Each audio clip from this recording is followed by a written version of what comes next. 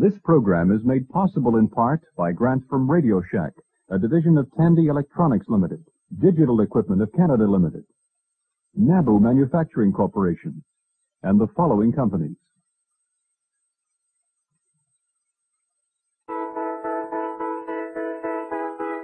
Patterns of light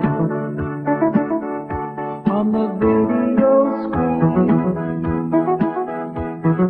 images bright, flowing an endless stream, bits of information, logic black and white.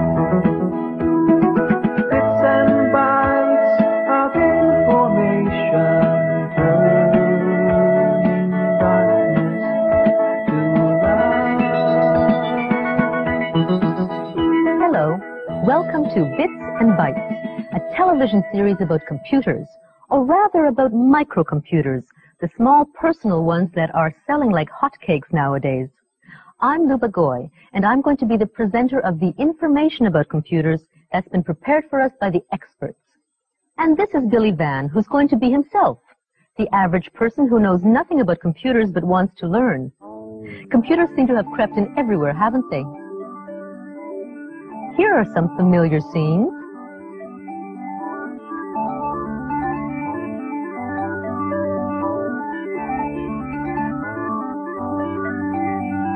You can't get away from them. And how many of us really know how they work? Well, the best way to find out is just go up to the first little computer you see and switch it on. Okay. I'll warn you now, I'm not very good at math. Well, who says computers have anything to do with math? Yeah, but to compute means to do math, doesn't it? I mean, if it has nothing to do with math, why do we call them computers? Because the first people to use them happen to be mathematicians, but you can use them for anything you like. It's just that we're stuck with the name computer. Oh, okay. Well, I guess I better turn it on.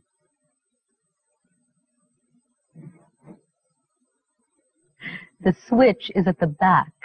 Oh, really? Yeah, you're right. But why is it hidden? So that you don't switch the computer off by mistake. Now, that's very smart. What's this? 31,743 bytes free. What on earth is that? We'll come back to that in a minute. What matters now is that the computer is ready. Okay. Oh. When does it start? Is something wrong with it? Hey, do something. Come on. I'm afraid computers don't do anything on their own. You have to tell them precisely what to do step by step. You have to program them. Oh, wait a minute. I don't know how to program. You don't have to do the programming yourself. Beside you is a ready-made program you can feed into the computer. Oh, this is just an ordinary audio cassette. Yes, it is. And you can play it on that ordinary-looking audio cassette recorder that's already plugged into the computer. Oh, okay.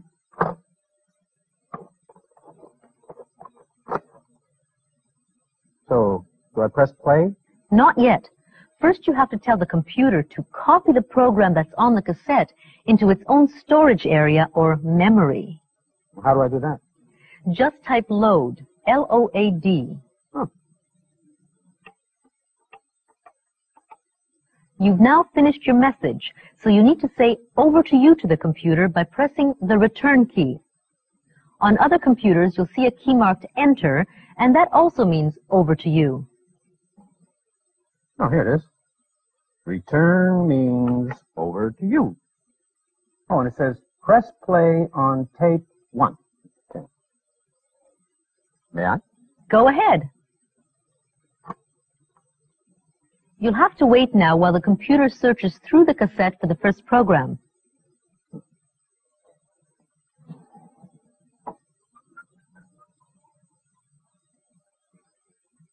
I thought these things were supposed to be fast. They are fast. It's the cassette that's slow. The poor old computer can only go through a cassette at normal playing speed. Ah, finally. What it's doing now is loading or copying the word game program into its memory. Now the program is loaded, but nothing's going to happen until you tell the computer to start obeying the instructions in that program. To do that, you tell the computer to run the program. Type run and then press return. Okay. R-U-N, return. Scramble letters. Oh, it's a word game. Great. Okay. Press space bar. What is your name? Okay. My name is B-I-L-L-Y, Billy. Good luck, Billy. They're really friendly, aren't they? Okay. What's my first word? It is C-O-L-H-O-S.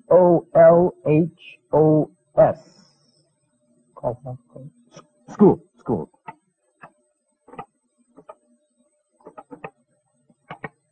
Hey, I'm right. Okay.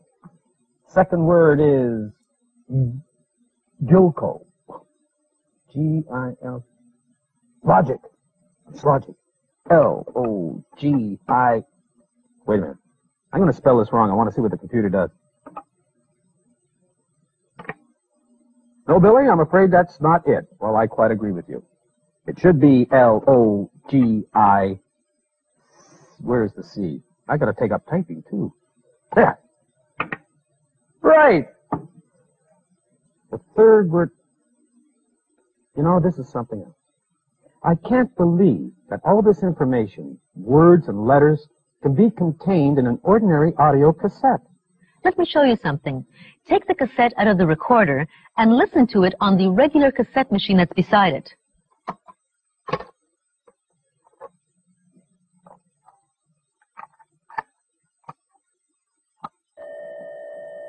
Ooh, wait a minute.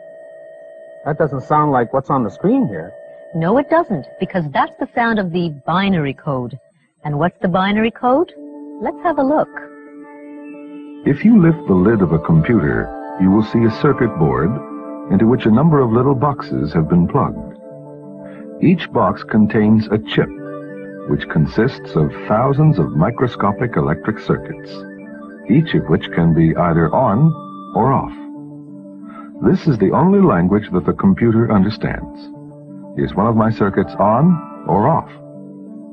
A sequence of several ons and offs in various combinations can represent any number, or letter, or graphic symbol, and we can symbolize these ons and offs by using a 1 to stand for on and a 0 to stand for off.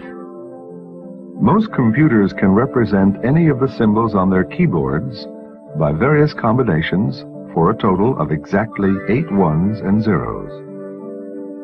Since this language or code is based on 2 digits, 1 or 0, just as a bicycle is based on 2 wheels, or a biplane is based on 2 pairs of wings, it is called the binary code, from the Latin word binarius, meaning 2 together, and each of the ones and zeros is called a binary digit, or bit for short.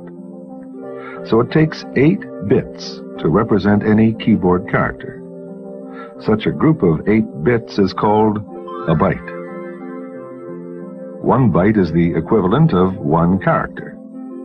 This computer can store or remember roughly 32,000 bytes. That means you can feed a program into it that uses up to 32,000 characters, letters, numbers, or graphic symbols. Just as a kilometer is 1,000 meters and a kilogram is 1,000 grams, so is a kilobyte roughly 1,000 bytes. This computer, therefore, has a 32 kilobyte memory, or a 32K memory for short. But the memory of most small personal computers can be extended to at least double that, 64K. This may sound a lot, but it isn't. The average page of a book contains about 2,000 characters. It's a 2K page. So even a 64K computer can only store as many characters as a 32-page book. And a 32K computer only as many as a 16-page book. Although, of course, a computer can do a lot more with its characters than a book can. But that's another story. Bits and bytes. So this is a 32K computer, 32,000 bytes. But didn't it say something about 31,000 bytes when I first turned it on? How do I get back to the beginning? The easiest way is to just switch the computer off, then on, but... There. You see? 31,743 bytes free. But why doesn't it say 32,000 bytes free? because the computer has to keep some in reserve for various operating functions. Well, no, it doesn't matter. I've lost my place in the word game program now. I'm sorry, but you've done more than lose your place. When you turn the computer off, you make the entire program disappear from its memory. Now you know why the on-off switch is hidden out of the way. I sure do. Okay, well, how do I get back to where I was? You have to go through the whole loading process all over again. Rewind the cassette, type load, then hit return. Then press play on the cassette recorder, then you type run and hit return. Oh, isn't there a quicker way? Yes, there is. There's an Apple computer right beside you that's already hooked up to a device for getting at ready-made programs very quickly. It's called a disk drive. Oh, all right. Switch is in the back, I suppose? That's where it is. There's nothing on the screen. No, the Apple uses an ordinary TV set, and you have to turn the screen on separately. Oh, okay. Oh, here it is. Now, do you see that envelope beside the computer? Uh-huh. It contains something called a floppy disk. Take the disk out and turn it so the label is up. Make sure the slot is facing away from you. What's this? Okay. Now lift the flap on the disk drive, That's this here. slide the disk in, and close the flap. Okay, label up. There. Oh, choose a game. Blah, blah, blah, blah. Instant Zoo. I think I'll play that. Now just follow the instructions on the screen. Okay, it says press 1, 2, 3, 4. It's number 1, and press return. Loading Instant Zoo. This is a pattern recognition game prepared by the Sesame Street people. Oh, it sounds like fun. Instant Zoo, an animal guessing game. Okay. Here comes an animal. Try to guess what it is. Okay, let me see. To see more, press return. Okay, there we go. When you want to guess the animal, press the ESC key, and there it is. Oh, I know what that is, I think. Fish. It's a fish. Let me see now. F-I-S-H. Return. Hey, I'm right. It's a fish. And a musical one, too. Yep, it's a fish. You're really in the swim of this game. Okay, press return. And what's this animal now? When you want to guess the animal, press the ESC key. Okay, that looks like, those look like ears to me. Wait a minute. ESC, the animal is a rabbit. Okay, R-A-B-B-I-T.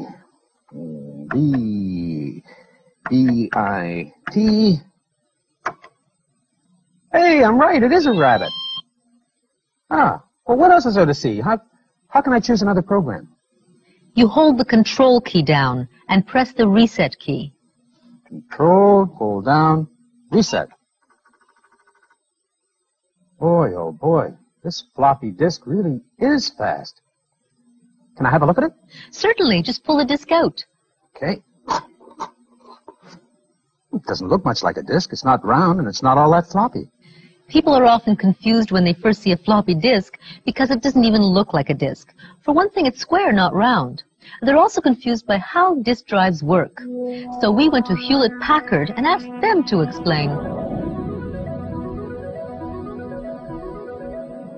A floppy disk uses a much faster method of retrieving and storing programs than a cassette. The cassette is in a much more durable package, but you have to allow for rewinding and fast forwarding to build up from one spool to the other. The floppy disk is more fragile than a cassette, since the actual media is more readily exposed to the user and can come in contact with the hands and fingerprints that could cause problems. But if kept proper care of, it's a much faster and more reliable method. Inside the jacket, you'll find that there is actually a round floppy disk. It is very much like a flat circular audio tape. The material is very similar to that in a cassette tape, iron oxide metallic particles. However, the plastic is much thicker in this case, and there is a lubrication film applied. There is a small felt-like surface built into the envelope. That allows the disc to slip evenly and smoothly inside the jacket. There is also a slight airflow built up by the disc turning inside the jacket. The disc itself has no physical grooves or lines on the surface. The disc is actually broken up into tracks, round tracks. The head steps in to each of those tracks and reads the information on them. The computer sets up a directory on the outermost track of the disk. The directory tells the computer exactly where on the disk a program would lie. This is the actual read-write head. There is the electromagnet that does the reading and the writing on the surface. As we load the disk into the drive, close the door, the head comes in contact with the disk. Now, as the disk spins, the head will move across the surface of the disk. The magnetic head itself changes the polarity of the magnetic particles on the surface of the disk, the iron oxide particles. This south-north change in magnetic polarity allows the disk drive to store the information in a form of ones and zeros on the disk. The reason that the floppy disk is so much faster than a cassette is simply that you can access the entire surface of the disk with the head. At this point, we have all the advantages of a record. We can start at the beginning, and we can go directly to the end if we like. The floppy disk is just the smallest in a whole family of disks. This floppy disk is a 5 1/4 inch floppy. We also have the 8 inch floppy. The 5 1/4 inch floppy we'll see mostly in home computers and very, very small business computers. The 8 inch floppy disk is much faster and holds many times more data than the 5 1/4 inch floppy. The 8 inch floppy still is restricted to business computer applications. As far as hard disks go, this is a single platter, removable cartridge for a hard disk. The head never physically touches the surface of the disk. It's suspended by a very, very thin film of air. This disk can retrieve and access information at an incredible rate. A more advanced form of the hard disk is a multi-layer disk. In this particular disk pack, we have 5 platters that can be recorded and played back on each side of the disk, giving us 10 total surfaces to read and write on. This large 5-layer disk pack has the capacity to hold as much information as almost 500 of these floppy disks. Okay, so now I know how to load a ready-made program into a computer by means of disk or a cassette. Is it the same for all these computers? Yes, it is, with a few very minor variations. These are some of the most popular personal computers. You started off with a PET. Then you tried an Apple. This one is the Radio Shack. This the Atari. Behind you is the IBM personal computer. And over there is the Texas Instruments computer. And the Xerox computer. They all accept programs on either cassette or disk. And they all look like typewriters plugged into a TV set. Yes, they all have a keyboard and a screen. Sometimes the keyboard has a built-in TV set, but usually you plug it into a separate TV. And computers are getting smaller all the time. This isn't a calculator, it's a computer, the Radio Shack pocket computer, with a tiny built-in screen. And this one here is the Sinclair. It's the smallest and cheapest computer so far that can be plugged into a full-size TV screen. It comes with a 1K of memory that can be expanded to 16K. These are real computers, and just like the bigger ones, they're all based on the binary code. You know, when I think about it, bits and bytes and the binary code and K and all of that stuff, it really wasn't all that hard. But come on, own up. When does the heavy math start? If you want math, you can get math. But computers don't necessarily have to be involved with mathematics. You can use them for anything you like. I don't know. There's something pretty involved going on in there. It's almost as if it had a mind of its own, you know? What's really going on? This is where we come down to the essence of the computer. If we could distill this mysterious substance, what would we see? We'd probably see ancient Greece and Aristotle, who was the first person to write down what he called the laws of thought, or what we call logic. Now, the essence of logic is that it divides everything in life into two categories. Is it this or that? Heads or tails? Good or bad? Black or white? It must be one or the other. There are no shades of gray in logic. True or false? Yes or no? On or off?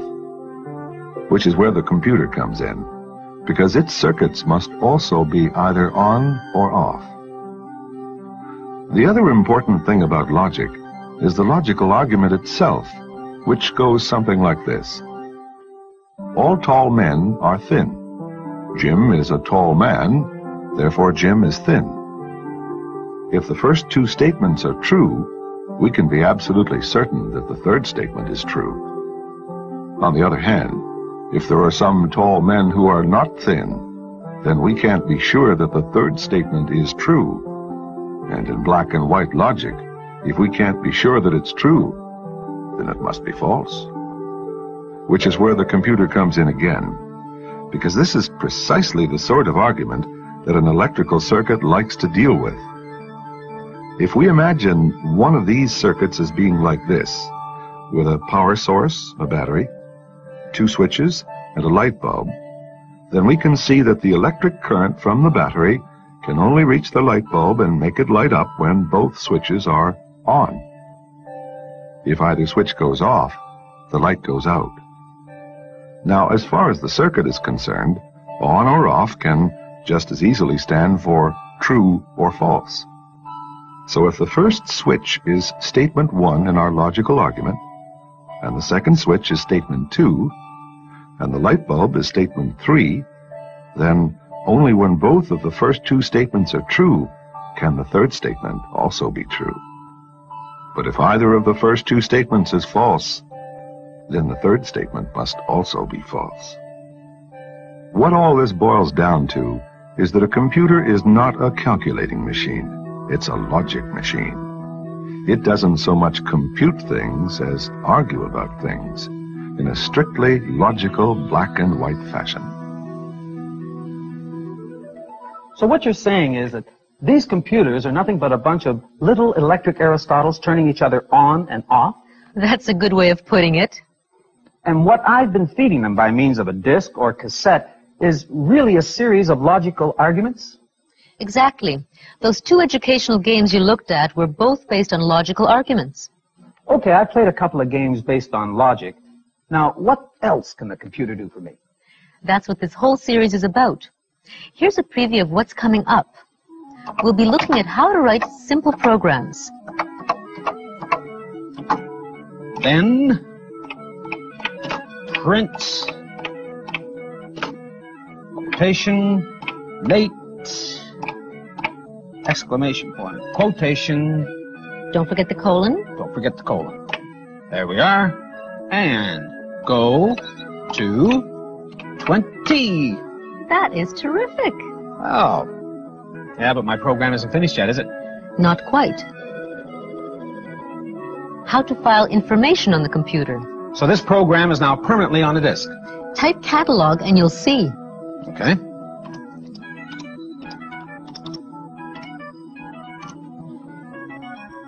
Ah, hey, that's terrific. You know, I could save all sorts of things on a disk. How to get computers to communicate with each other. Now your computer will be able to hear messages and speak into the telephone itself. And this is all coming from Willowdale, Ontario? How computer languages work. In the early days of computing, there was a language barrier between computers and humans because you had to use machine language if you wanted to talk to the computer, either in binary code or its exact English equivalent. This was very slow and laborious. We'll also investigate computer graphics.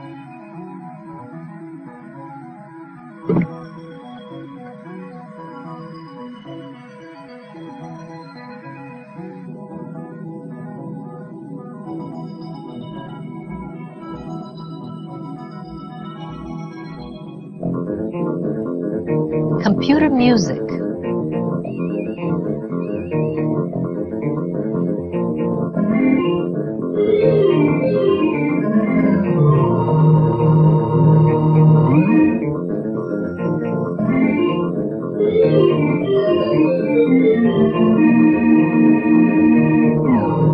Word processing. If I'm doing one thing such as text editing and I realize, oh, I really can't finish this document because I forgot some information, I simply want to move to a different window on the screen, search for what I want, copy it, and paste it into the original document that I was working on.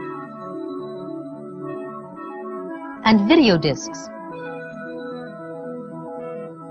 And videotex systems. In the program that comes immediately after this one, we'll look at some everyday applications of the computer. How it can help you work out your finances. Why? Enter. Oh. Now press the space bar for each succeeding year.